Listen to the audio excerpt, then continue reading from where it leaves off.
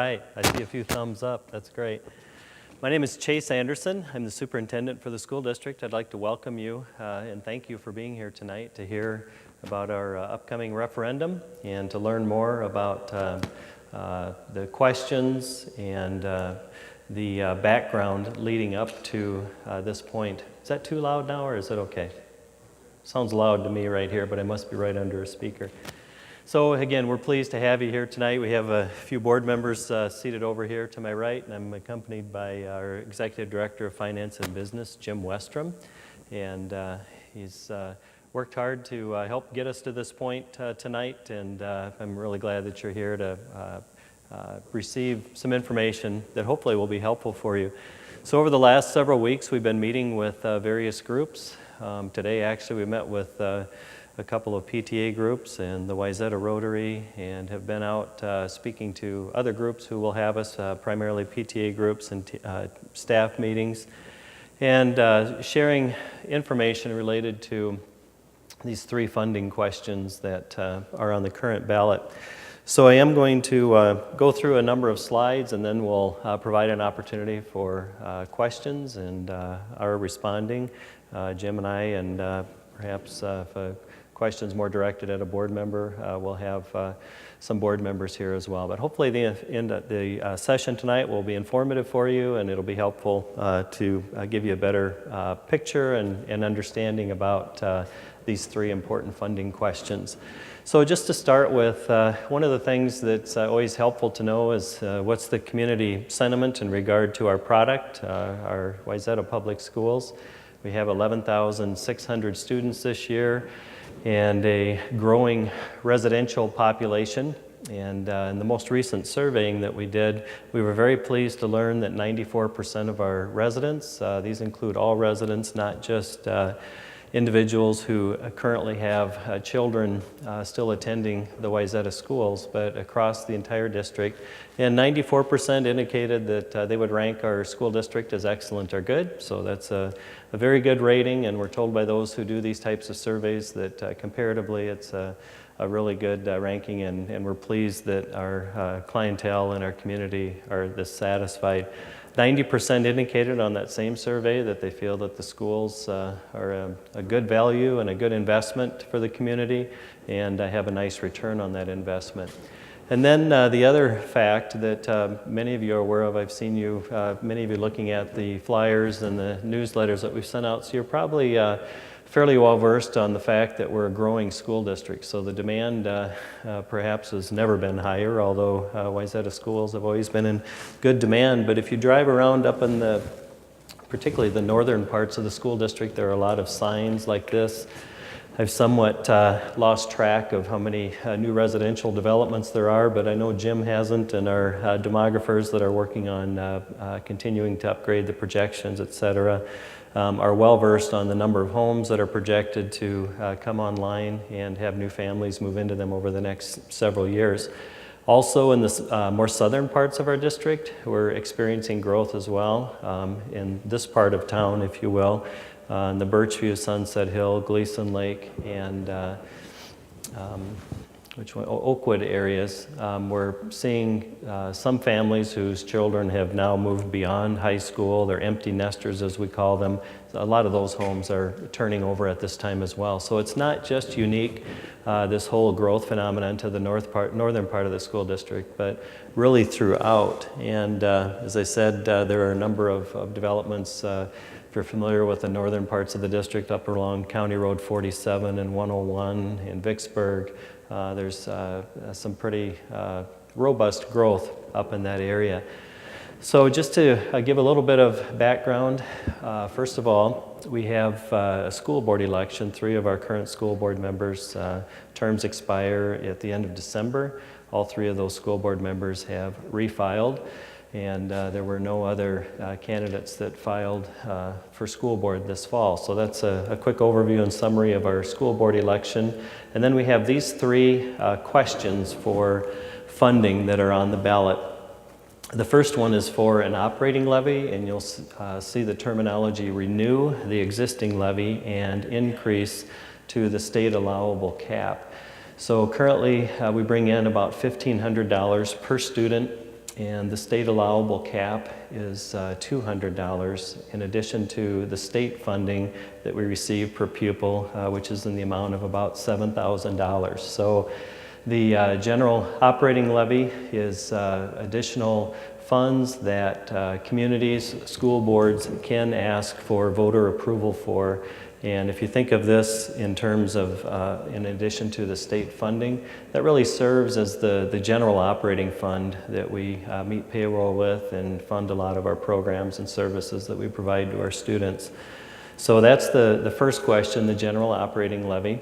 The second question is for bond funding, and typically when you see the terminology bond funding, that relates to facilities. And included with this, and I'll give a little more detail again for each one of these questions, but the bond funding really is focused on elementary capacity, middle school capacity, and then some other projects that I'll highlight in a moment. So it will include a building of a new elementary school, again to accommodate that robust growth in the northern parts of the district particularly, but throughout the district, as I said before, we are anticipating and have determined that this enrollment is going to materialize in the next 5 or 6 years. And just to give you a feeling for the growth, when we opened Meadow Ridge Elementary School, the projections were indicating that we would be expecting about 620 schools in the fall of 2016, so it just opened 1 year ago. On the first day we had 720 students, and we currently have 853 students. So we're actually adding on 10 additional classrooms, which we always knew we would at some point. We just didn't think that the need would be there quite this quickly, but that's underway. That'll help bring some relief for next year. And then if we receive the funds for moving forward with the new elementary school, that would be opened and ready for the fall of 2019. So essentially 2 years from now, we would have that school ready for students. And then the final question is a technology levy. We approved this one in 2009, and just as with the operating levy, it has a 10-year duration, and that will be expiring here in the near future as well. So those are the 3 questions. They're 3 separate questions. Residents voting on these questions will need to respond with their choice 3 different times. So I'm going to speak just a little bit about each one of these now. With question 1, the general operating budget, we've established these 4 main goals, and essentially we're looking to stabilize our budget, to maintain our class sizes, to manage our growing enrollment, and to provide students with needed support services. And that concept of stabilizing the budget, it's in response to a number of things. One being that the increases to the state aid formula have not kept up with inflation over the last 10 or 15 years, and probably beyond. Also, the last time, and we'll speak to this a little bit also, the last time that we increased or went to the state allowable cap for operating levy was in 2005. So when we renewed this operating levy in 2009, you might recall that there were some pretty significant downturns economically in 07, 08, and for some years beyond that. We did not feel at 2009 that it was the right time to increase property taxes to fund school needs. So that, along with the differential in inflationary costs and state aid formula, has really pressured our budgets over the last several years, and those are the 2 biggest contributing factors that the levy has fallen behind a little bit to help us maintain this important stability in our operating budget. In regard to maintaining class sizes, one of the reductions or modifications we did make a few years back was to increase class size district-wide to help us be able to be in a position to present a balanced budget to our school board by July 1st, which is the date that school districts are required to have adopted a budget through board approval. So we would seek to maintain those class sizes to manage our growing enrollment. As I indicated, with each student, there is state aid associated with that student. So as we bring more students into the district, we bring more revenue into the district as well. But it also brings in some additional expenses. And So the operating levy is intended to help us continue to provide the quality programs and support services that we have in place. And then also, in addition to the academic needs, we want to make sure that we're in a good position with the support services that our students need, and to make sure that they're well-rounded, not only academically, but for all of their social, emotional, and health and well-being needs, with counselors and social workers and support staff that assist with the instructional process. So over the last 8 years, we've modified our budgets through reductions. I mentioned the class size change. We've done some cost saving mechanisms and implemented budget balancing strategies to the tune of about $16 million over that 8-year period. So during the last 10 to 15 years, the increases to the state aid formula have been anywhere from 0% to 2%, and on average, less than 1.5%, probably in the 1.3 to 1.4 range over the last 10 or 15 years. So it's been a little bit challenging for us. I think a lot of school districts would have graphs or charts that would look very similar to this, not with the identical numbers, but finding the challenge as they've worked hard to present their balanced budgets to their boards, running into some of the same challenges. So again, it's a combination of the state aid formula, not keeping up with inflationary increases, the fact that because of the timing and the school board's processing and decision-making back in '09 to not increase that operating levy at that time. So that has resulted in some challenges in putting together a balanced budget. In regard to operating levies, they're very common in the state of Minnesota. Probably 95% plus of the school districts in the state of Minnesota have one of these operating levies in place. The total dollar amount per pupil varies according to what school boards have presented to their communities and what the voters have authorized for those school districts to move forward with. So you can see on this chart, Wayzata is circled, and the bar representing Wayzata goes up to about $1,500 per pupil. And I don't know, yeah, I think you probably can read the names below, but you can see some of our neighbors, Orono, Hopkins, and St. Louis Park, are at that cap or near the cap of about $2,000 per pupil. And the average is probably around $1,750 or somewhere in that range, and that's represented by that dark shaded bar to the right, kind of in the middle. So that gives you a little bit of a feel comparatively. I know a number of these districts are also going out to their voters and seeking to change their, renew or change their current level of operating levy funding for their own school districts. So again, that kind of gives you a bit of an overview of what some of our neighbors and other districts are doing. So in general, we have about $140 or $150 million total budget when you consider general budget, transportation, food service, special education. But in general, if we look at just the general operating budget, I'll use some rounded numbers, not including all those categorical areas, but assuming about a $100 million budget and a minimum that we've experienced of about a 1% differential between increases in revenue and increases in expenditures. Just on that alone, it's about $1 million per year that we've each year had to seek a way to balance and even out, because we've been able to present a balanced budget to our school board each year and to have them take action on that by that required time. So it is a little bit challenging each year when the revenue flows are not there, and it's for those variables that I shared with you before. And as I may have indicated the last time that we went to our voters and asked to increase this operating levy to the allowable cap was in 2005. Even though we renewed this in 2009, I'll remind you that we did not make that increase at that time. And then we've also worked closely with our Citizens Finance Advisory Committee. Jim Westrom meets with them monthly.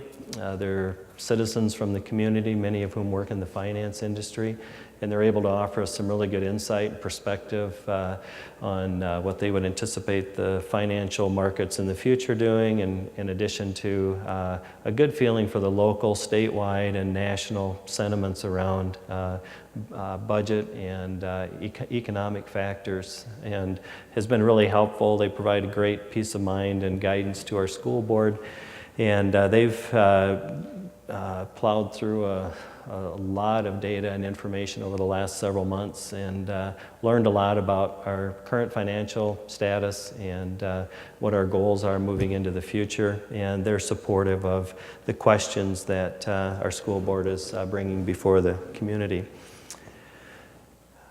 On this slide, it moves on to the bond funding. So as I indicated, these funds, not to exceed $70 million, would build a new elementary school, pay for the land for that school, and then do a few other projects related to middle school capacity, actually right here in this building, even though with classroom space, we're going to be good at middle school for a while, because we used to have a lot of adults that were officed here.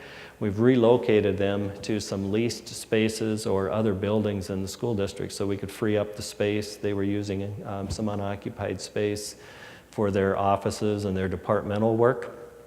So we've pretty much relocated all the staff. We've relocated our Family Learning Center over to our Early Learning School, which is over by 101 and Highway 6. So we've done some remodeling and modifications to this building to accommodate the growth that we're anticipating will be coming here from our elementary schools. We currently have about 1,200 students here, and we have capacity here for 1,500 to 1,600 when we make the final modifications. But we do need to change some of the common spaces, the cafeteria and serving areas, in order to accommodate our students in an efficient manner over the noon hour. This used to be our high school. Many of you probably are aware of that. So I think we had about 1,800 high school students here at one point in the past. And we would probably even be able to extend a little bit beyond that 1,500 or 1,600 capacity if we needed to accommodate middle school growth. East and West middle schools currently have about 800 students each, so this will be the largest school. It has, of our 8 elementary schools, 4 elementary schools feed into this middle school, and Gleason Lake and Greenwood are the feeder schools for West Middle School, and Plymouth Creek and Sunset Hill are the feeder schools for East. But this is, by design, the building that will be the destination for a lot of those new developments up north and the general area around the campus. So in the 3-year duration, this is kind of year one, we have been anticipating about 1,000 new students. So I would say that 389 of them are already here this year. And we've been on this growth pattern of 250 to 400 students over the last several years.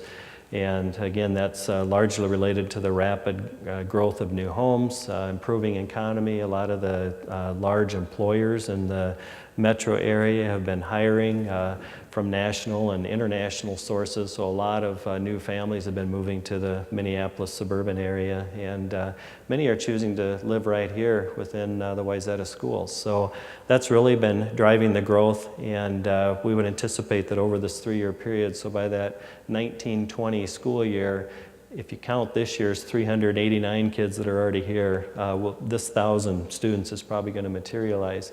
Now that's not going to continue forever. Plymouth and currently Corcoran are building and growing quite rapidly, but when you accelerate the timeline, you run out of land faster. So they are going to fill up, but there is still quite a lot of available land. A little bit in Maple Grove, some in Plymouth, and Corcoran has some, and Medina is a large expanse of land, but we've been assured that they're focusing more on the Highway 55 industrial corridor, and they're probably going to have a residential growth rate over a matter of decades rather than compressed into a short time frame of 5 to 6 years. So that should give us an opportunity as these developments in Plymouth and the other communities that I mentioned, as they fill up, we're going to hit some kind of an equilibrium or a flattening of our enrollment. At least we believe that will be the case. And it's kind of difficult to predict the variables or factors that have an impact on relocations and hiring in the corporate sector in our community and adjacent communities. But it's been pretty predictable over the last several years to welcome 250 to 350 additional students. We had, in the months of January, February, and March, we had a citizens task force that convened. Mr. Westrom was involved with that. We worked with our architects and citizens who heard from our demographer, the enrollment projections, and gaining a really good understanding about what the projected growth rate was going to be. And they were unanimous in their recommendation to the school board that we definitely need another elementary school. And during that process, some of these additional needs for academics and safety and security around the buildings evolved as well. So I think the next slide. Well, I'll just mention briefly, in this building, because we're going to be going from, a few years ago we had about 900 students here, and we're going to be growing, as I'd indicated before, to 1,500 or 1,600. We're going to have more buses coming into this campus, more cars dropping kids off, probably about the same number of pedestrians, because those homes are pretty much a finite number of homes that are in those walking zones for Central Middle School. But we want to take a look at the traffic patterns around the building, the bus drop-offs, and do the same for some of our other buildings to make sure that we've done everything we can to maximize safety, particularly here, given that we're anticipating the increase in student enrollment in this building. So this slide shows our current elementary enrollment situation. So the red line represents capacity, and it does show up. So you can see right now we're here. This little bump right here represents those 10 classrooms that we're adding on at Meadow Ridge. So we'll get a little bit of bump in available capacity next year at Meadow Ridge to accommodate our most rapidly growing elementary school. And then you can see, as you would expect, that capacity stays the same, but you can note that our elementary enrollment continues to rise up through the 22-23 school year is the final year that is shown there. And an elementary school, as proposed, would accommodate about 750 students and would get us close and right at that 6,000 capacity mark.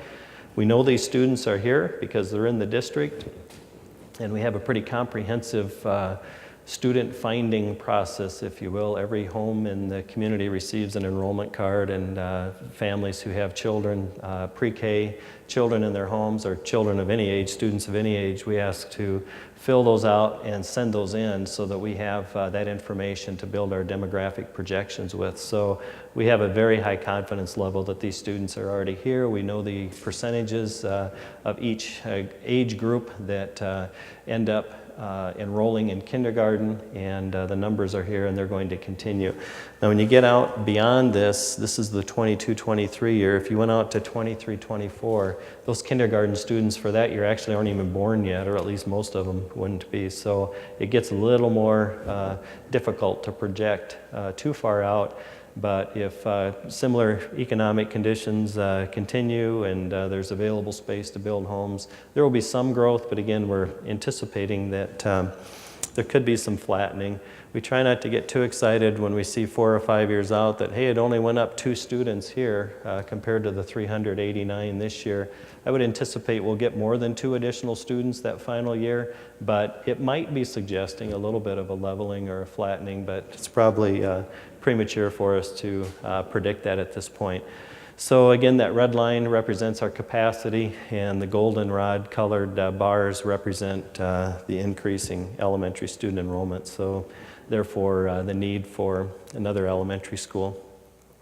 And then I mentioned some of the other additional facility needs. So the key areas, I've mentioned, I think each of these to some degree, but the safety and traffic patterns around our buildings, we want to make sure, not only here, I gave a little more depth and detail here, but some of our other schools that haven't had this work done yet, we'll need some additional parking and driveways around the buildings, some improvements and modifications. So we've already done that really at the high school by adding the second entrance. If you're familiar with that campus, that made a huge difference there. We need to do some work here and also at some of our other schools. So that's one of the themes that we're looking at making some improvements with our bond funds. The capacity, again, primarily here at Central Middle School to help us accommodate that growing middle school enrollment. And then the final piece is some improvements to our academic areas, particularly in the areas of our media centers and making some additional flexible learning spaces and renovating those spaces. And then also doing some work on the performing arts venues at East and West Middle School. We have this facility for students at Central. And we have pretty dated facilities at both East and West for performing arts, so we'd like to make, we're not building an auditorium like this at each of those two middle schools, but they're currently using a gym with an adjacent stage space, which was a real common model in the 50s and 60s when those two buildings were probably built. And we can make some modifications and improvements there to make a much nicer performing venue with some acoustical changes, sound systems, and other things that will give the students at East and West a more comparable experience to those at Central. So those are three of the theme areas that are tied into the academic component of the bond funds. And the next slide moves on to our technology levy, and these are the funds that we use for student and staff computers, the iPad tools technology that our students use, the software and hardware needs to help us deliver our technology program. And then also we have support staff that fix the equipment that's not working, install the software, and make sure that that's operating and doing what it needs to do. And we also have some staff that work in training with our staff, or our teachers and other staff. So those are the things that our technology systems provide for us. This particular levy brings in about $4 million per year, and without the funding, we wouldn't be able to keep our equipment updated, and we have continued, even though we have a pretty robust technology system program, we've kept a good balance, I think, of literary materials and some of the other more standard teaching practices, and I think that we've struck a really good balance between our technology systems and our other literary materials. So that gives a little bit of an overview with the technology levy. And then in regard to what each of these funding questions cost, using a $350,000 priced home for the operating levy, the monthly increase would be $13.50 on a home of $350,000, and that would bring the school district about $5.5 million of additional revenue for us to pay for our general operations and our staffing costs within the district. Question number two, the bond funds. The amount not to exceed $70 million would pay for the elementary school, and the capacity changes here primarily at Central, but likely some work at some of our other buildings as well. The safety and traffic flow patterns around the buildings, about $6.5 million of that. And then those academic improvements at about $15.6 million of that total of 70. So the cost for that is, on this same priced home, is about $6.75. And you'll notice that there's no projected or no increase for the technology levy because it's going to be renewed, would be renewed at the same level that it's currently in place for. And then if all three of these questions pass, there would be some modifications that we can make to our current levy structure and our anticipated future levy structure that would actually lower that amount by $5.75. For example, if we don't have another elementary school to accommodate our elementary students that are already here, that are in our community, we would still need to find a place to house those students. So it would be a matter of making modifications to existing facilities, leasing space, remodeling that space to retrofit it into classroom-ready spaces. So that would cost us, in order to do that as well, there would be some funding that we would need to allocate through our levy process to ensure that we have capacity for those students. So if you look at, oops, I didn't mean to do that. If you look at this amount and this amount, there's a difference there of about $1. So with this package, we have a school building that will have, I don't know, 50 to 60, 70 years of use from. And to lease space or make some of these other modifications, granted the remodeling and the improvements that we'd make at some of our buildings would be our structures and with us for a number of years. But leased space is temporary, and eventually you probably are pretty assured of moving out, because those who lease the space to you may have other ideas for it, or you may outgrow that space. So we thought it was helpful to present it here as these four numbers combined, and the total on a home valued at $350,000 is about $14.50 per month. Now for each $50,000 of property value, just so you can kind of do the calculations on what you know your own home values to be, there's about a $2 difference per month. So on a $400,000 house, it would be $1,650 per month, and you can calculate based on your own home values, what that number would be for you. So that gives you a little bit of overview of the funding piece and the impact from a tax perspective.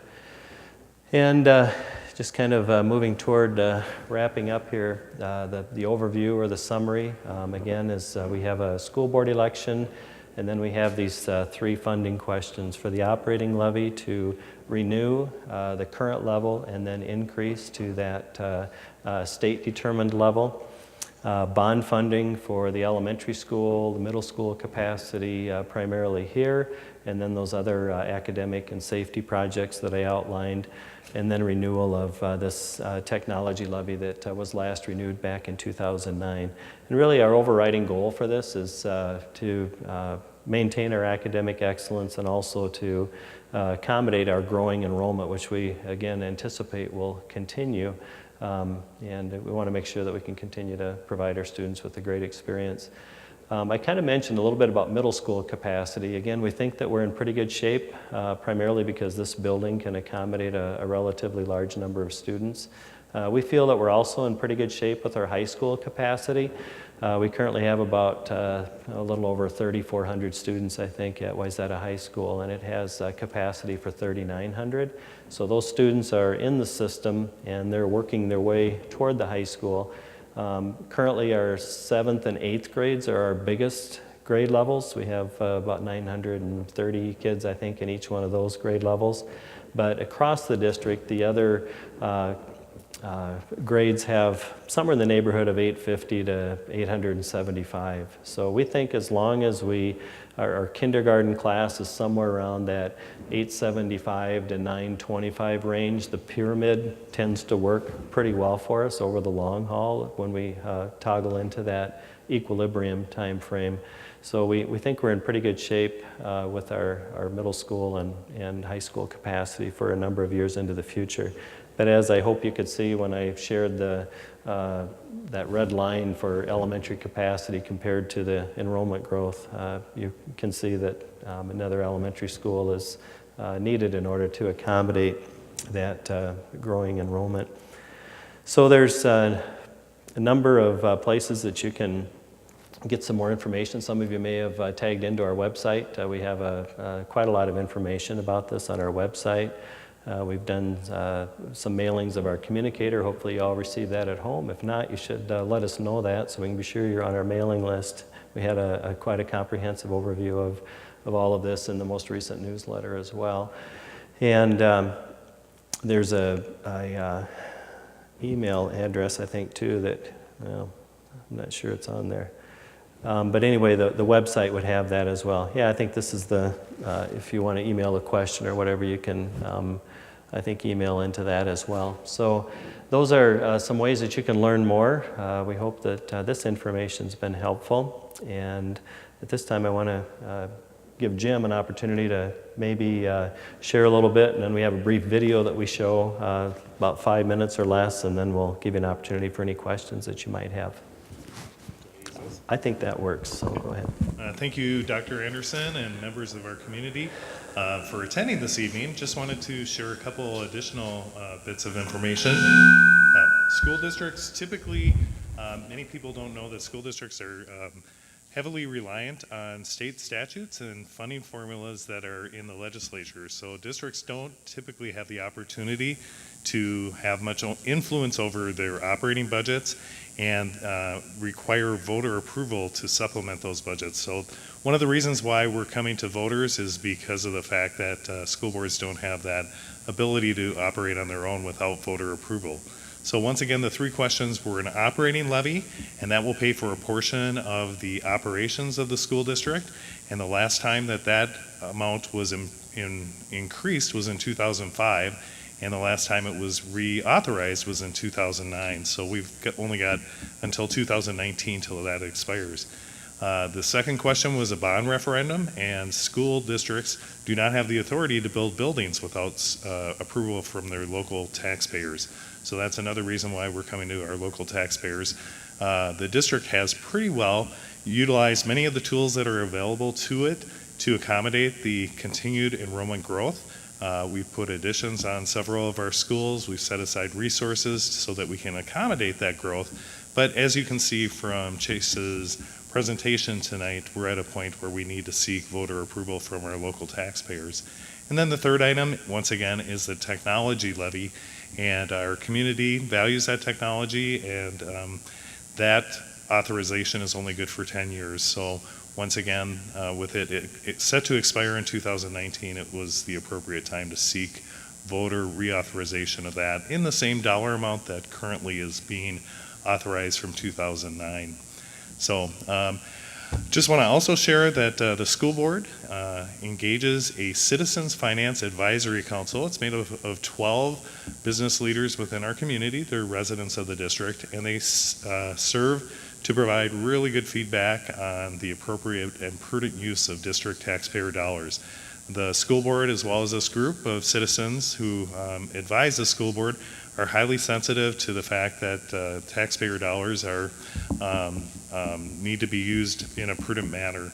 And so there's a high level of confidence that the dollars that are being requested are necessary, that the district has basically exhausted any of the tools that are available to it, and that is why the voters are being requested to approve these three questions. One of the questions that are frequently posed to myself or to the school district is what about all the new development in the community? As you saw, the tax impact up there was less than $15 a month on a $350,000 home. Over the last 5 years, our property tax base has grown by 30%. Many people think that because our property tax base grew by 30%, the resources available to the school district have increased by the same amount. And that is not true because of the fact that, as I mentioned before, our funding formulas are based on the number of students we serve, not based on our tax base.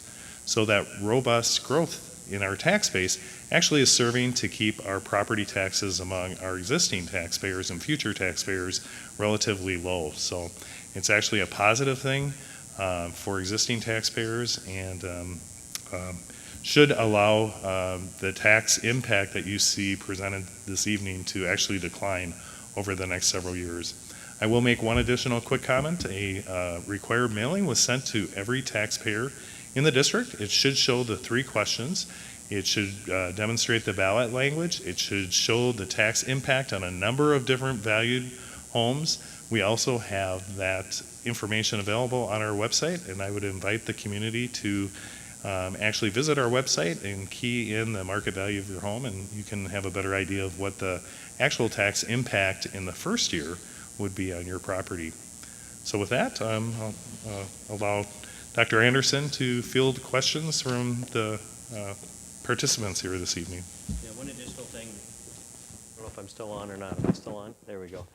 One additional thing I just wanted to mention also is, and it's in that flyer that I think most of you have, I've noticed a number of you with it, is that early voting began on September 22nd, so there were changes in laws with this election cycle, so you don't need a special reason necessarily to vote. The polling place is at our school district office. I think it's supported with staff between 7:30 and 4:30 every day. So if you're so inclined and wish to vote prior to November 7th, just know that that's available to you at the current time. The only exception to that as being the voting place is if you're a Minnetonka resident. You can do the same at Minnetonka City Hall is where you would need to go for to cast your vote if you are either going to be gone or just want to vote early and do that prior to November 7th. So as Jim indicated, at this time, if anybody has any questions, you can feel free to ask and we'll do our best to respond.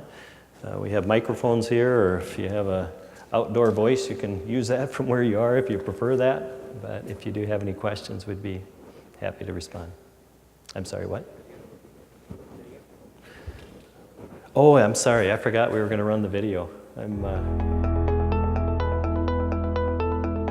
I love the energy and the vibrancy. It was welcoming, it was warm, it was friendly, it just felt comfortable. We move here because the schools have a great reputation. One thing I really appreciate about the Wayzata Public Schools is the great amount of pride and attention that's given to excellence within the school district. The teachers bring such a passion for teaching, and my kids are just learning to love learning, and that thrills me as a parent. I think we offer a wonderful, wonderful product in our schools.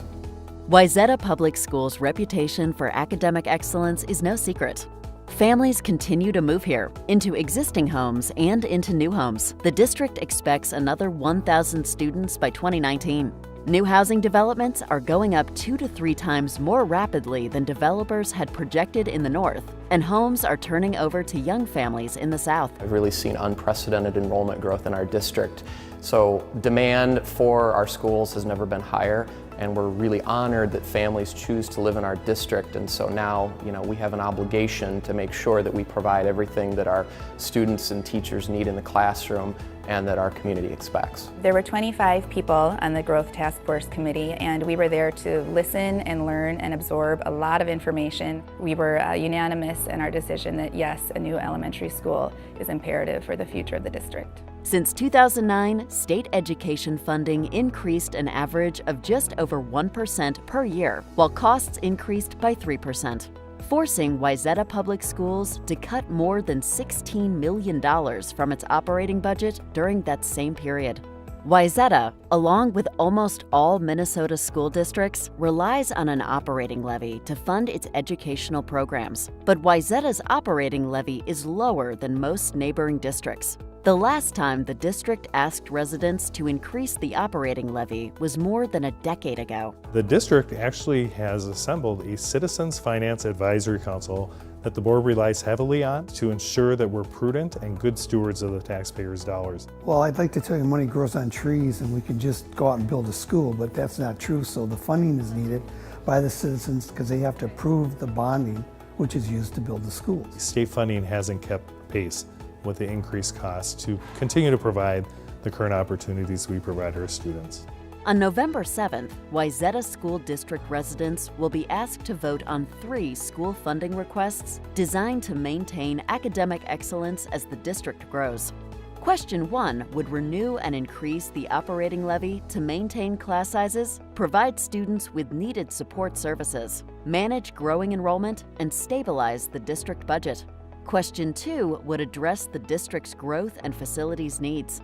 Projects would address capacity, safety, and academics, and include building a new elementary school. Question 3 would renew an existing technology levy to help maintain technology for students and staff to provide a personalized education and access to real-time educational resources.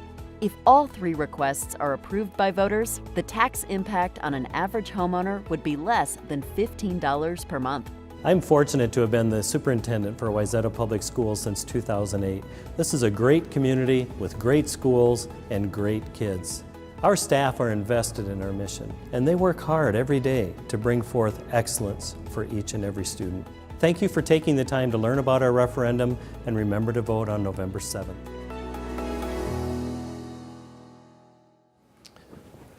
So hopefully the information in the video sounded a little bit familiar with some of the slides that I shared with you. One thing I failed to mention on the front end, that the video indicates that I'm the superintendent for the school district, which is true, but for the first 9 of my 10 years here in the district, I was also a dad in this school district. Our youngest graduated this past spring, and our son graduated in 2013, so it's been great for my wife and I to have been parents in the school district as well, and to experience the academic and other programs firsthand. So now that you've seen the video, it's that time for, if you do have any questions, we'd be happy to field those. We'll also hang around here afterwards for a little bit. If you prefer to one-on-one question, we're fine with that too. Yes? The questions 1 and 3 are authorized for 10 years. But question 2, I can't find out how long that is authorized for. Okay, I'll start with that one. Jim might fill that in. There are different types of funding mechanisms. The first one is that operating levy. The maximum duration is 10 years. The maximum duration for technology is 10 years. I believe the bond funds, and Jim, correct me if I'm wrong, is a 20-year payback, so it's much like a home mortgage to pay back those bonds. Jim may want to share a little bit more with that too. Yes, thank you for that question. The duration, is this on? Yep.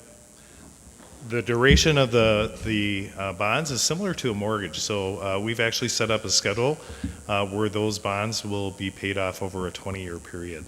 And we've got some natural declines ahead in the payment schedules to accommodate any future additional bonding that may occur. So thank you for that question.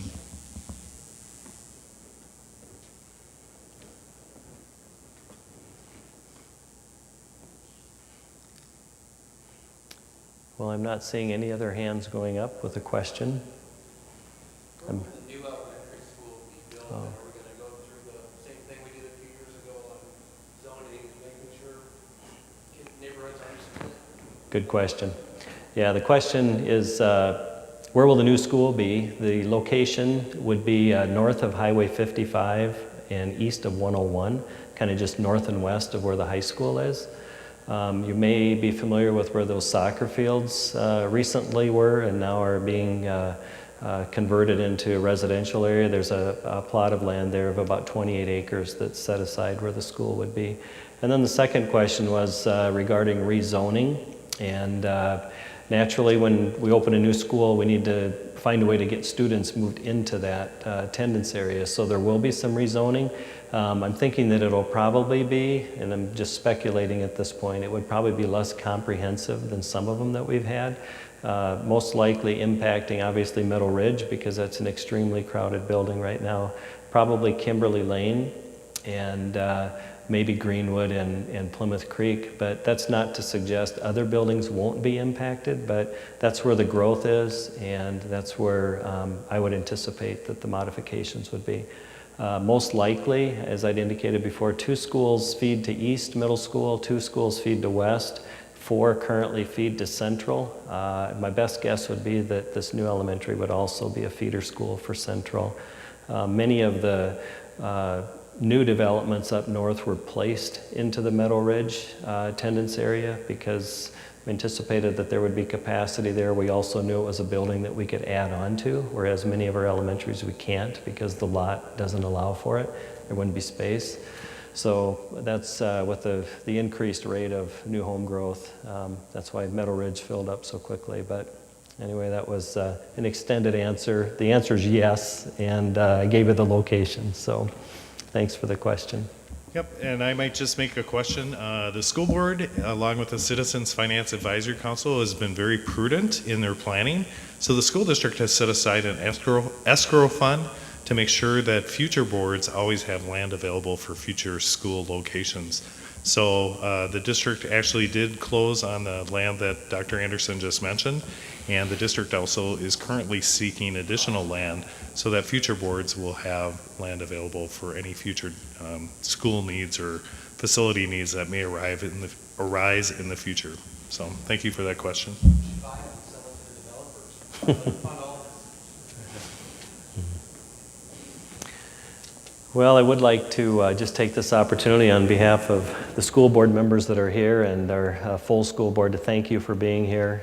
It's certainly a sign of interest and concern in learning more about the happenings in the district, and we appreciate that you carved out some time for us tonight. So we'll hang around for a while. Is there anything else, Andrew, that I'm forgetting that you were thinking I should do? All right, I think I'm good. So we'll use that as our official dismissal bell. And thanks again for being here, and enjoy the rest of your evening. Thanks.